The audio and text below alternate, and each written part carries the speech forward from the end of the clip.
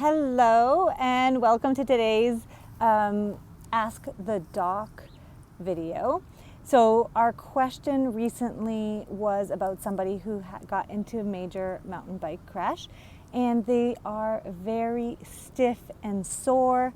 There's lots of bruises all over their body and they wanted to know what kind of recommendations maybe we could tell them to help support the healing process of their body, to make sure that they get full recovery and fast recovery as well, right? Complete fast recovery is definitely what we want to see everybody do. So, of course, we must listen to our body in those situations. You know, depending on the damage that was done, we have to look at case by case what is going on with that person and what exactly was damaged. But with the stiffness, soreness, and lots of bruises, we do tell you to please listen to your body and honor it in its healing process. So first thing after an accident, you want to come get to the office and get checked by your chiropractor and make sure that everything is in proper alignment for your spine, your nervous system, so that you can heal properly and you're not healing in an abnormal way or in a out of alignment way where the muscles are training, the muscles are getting trained to hold your body in a, slightly alternative way, right? We want it to be all aligned. We want you to make sure that your brain is fully aware of what is going on in your body so that you can properly listen to it. So this is very important. Make sure you come in and get your adjustment, at least get checked and see where you're at so that we know where to go from. But then also things that you can do at home that are going to help support your body are going to be Epsom salt baths. Absolutely wonderful to help with the soreness. I love to add, 1 to 2 cups of Epsom salts. You can add a little baking soda to it as well. If you want just a little bit of baking soda, like maybe a teaspoon to a tablespoon. And then I love to add in the Aroma Touch essential oil blend to the salts prior to putting them into the water. And the reason being is they have some oils in there that are really supportive to tissue healing, relaxation, such as, actually one of the ones I love in there is marjoram. Marjoram is a wonderful painkiller type of an essential oil. It's a plant that helps with pain. It's not a painkiller, but it helps support the inflammatory process and the pain that we're experiencing through just its natural plant properties. So I love to add in, it's got all kinds of other wonderful oils for the healing as well, but that is one that I love to add in there. And then once you're done with the bath, a couple times a day, morning and night especially, rubbing on some of that deep blue rub that you might have seen us use in the office, or maybe you have it. The deep blue rub is absolutely amazing, again, for the tissue healing. It's got that helichrysum plant, which is wonderful for tissue repair. It also has the wintergreen, which is a wonderful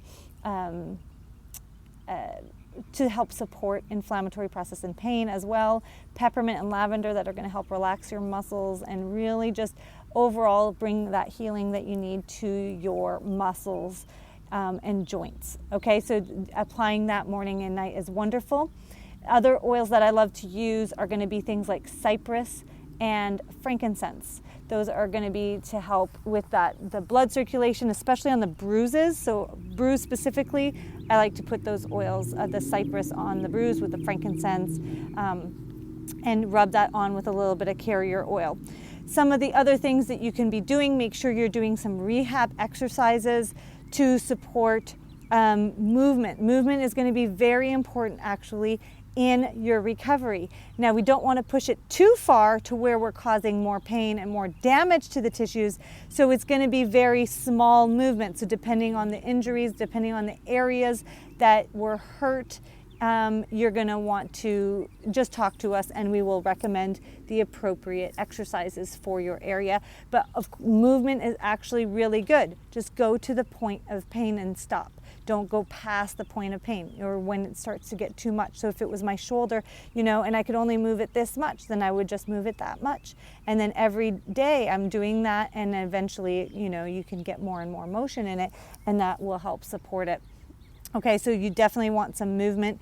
Make sure that you cut out sugars and inflammatory foods. If you're not sure what inflammatory foods are, just let us know, or watch the other videos that we have on inflammatory foods.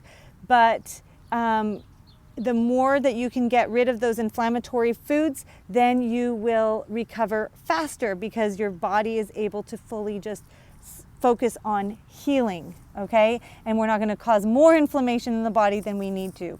So cutting out all of the inflammatory foods, cutting out those sugars, especially any sugar in your diet, that will be amazing.